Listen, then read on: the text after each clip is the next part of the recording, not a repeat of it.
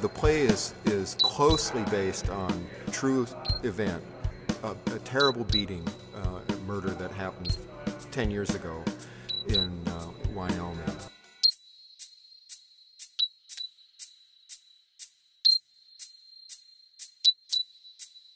The play came about from a group from New York, theater people who went out to Laramie after this case got started. The trial happened a year after the murder, and interviewed many of the townspeople, people who knew Matthew Shepard, as well as local people in the community, how they reacted to the event.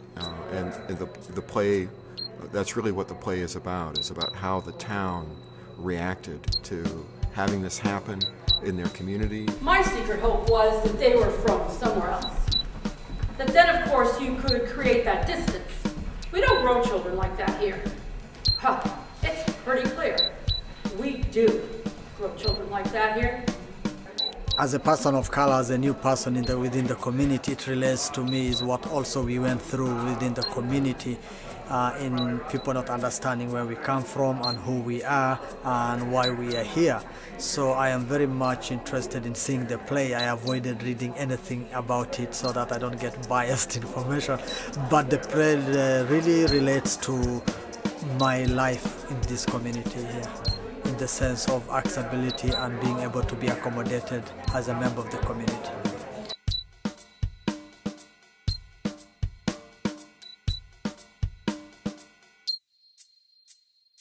What was the one moment in the play today? A piece of dialogue, a gesture, the presence of a particular actor, the presence of a particular character that was an aha moment. Gee whiz, that's what that's about. This time, as you were saying, there are layers every time, and the part that struck me this time was when one of the characters said, you know, what if all the gay people didn't move out of the small towns and didn't move to the cities? And that really struck me. I grew up about 20 miles from here, and I moved to Portland to come out, and I've been living there ever since, like so many people do. Partly because I didn't feel safe in my small town. I definitely received harassment when I was in high school. But you know, if I can just tell a really short story, being in Portland doesn't protect you from that, because this summer I moved into a new apartment building, and I went out one morning and my car had been vandalized. Somebody had written across the whole front of it.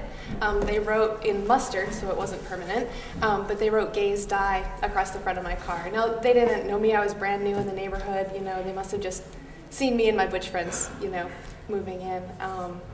And that really has been a real shifting point in my life. Like, I can't hide, you know what I mean? Like, not having queer bumper stickers on my car doesn't hide me. Being in Portland doesn't protect me, you know? And that's been a new motivation for me to move forward and keep doing this work. And they get this starry-eyed look, and I'm like, if that's where you want to live, do it. I mean, imagine if more gay people stayed in small towns. But it's easier said than done, of course. But with me, it was more like the themes which kept on repeated, which really identified with me, having lived in Lewiston, Maine since 2001, is the denial that we are not this type of people. That kept on being repeated on and on by many of the characters, that we people of Laramie do not do this, we are not that. I don't hate gay people. But you know, the little things they do, which eventually led to the death of the young man, really resonates with me in the way that people have told me many times, we are not racist, but you don't look like us, you don't come from here, yeah, we don't understand you or your accent. So it's just sends that mixed messages out there and say, why are we so much in denial? So with me, it was more on the themes, on what was coming out, in the sense that we always tend to think that we cannot do such a thing. Come on, guys, let's show the world that Laramie is not this kind of a town. But it is that kind of a town. I mean, if it weren't that kind of a town, why did this happen here? I mean, you know what I mean? Like, that's a lie, because it happened here. So how could it not be a town where this kind of thing happens? Like, a lot of the dialogue's being defined by like perpetrators and violent people, and I think that's problematic. And I think that the dialogue needs to be proactive, and our actions need to be not like reactionary. And that I was even struggling to be like, okay, well, what moment of like being hate crime do I talk about? Because there's like, you know, so many. And then I was having like sort of this internal struggle, and I was kind of glad I didn't answer the question, simply because like I'm so tired of the dialogue being defined by the people that like shouldn't, like don't deserve to be able to define the dialogue for me. And for me, like I'm so much more excited to share all like the crazy stories of my friends and I like dressing up in drag to go confront the Christian Civic League or something like that. It's like way more exciting to me than talking about like all these like horrific hate crimes that have happened to me over the last like 10 years that I've been out. It's like, it's way more exciting to me to frame the dialogue in those kind of ways, and it's important to have both, but I feel like this play has only allowed me, except for that one moment with the angel wings, that's like really defined, it's been really defined by the people that are committing crimes of like horrendous nature, and I'm not interested in giving them the power. Like I'm telling my own story, and it's mine to tell, and it's going to be fabulous and awesome, and too bad for you. So with me, that's a problem, is that in this time and century, if you cannot just live and let live, because everyone claims this is our small town, we've been good, and you know, shifting blame to the media or the outsiders or somebody, other people. But even here, I felt that a lot towards 2001, 2002, and 2003 is that we'll always blame from somebody from away rather than dealing with the issues ourselves and say, it's our home, it's our backyard which has problems, let's face it, let's deal with it.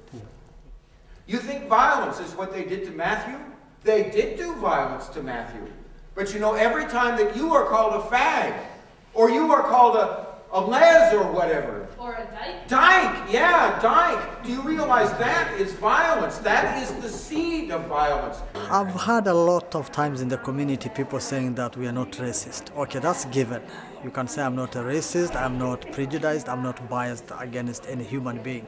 But the little things which have happened in the community say otherwise. And to me, the little things matter, because we've had issues where ham has been thrown out in the school, a pig egg has been rolled in the mosque, a poster with a dog and the name of the prophet was written and left in the street. So those are the little things which matter, and I don't think society wants to dwell on that, but with me they really matter. They are an indication of a bigger thing to come.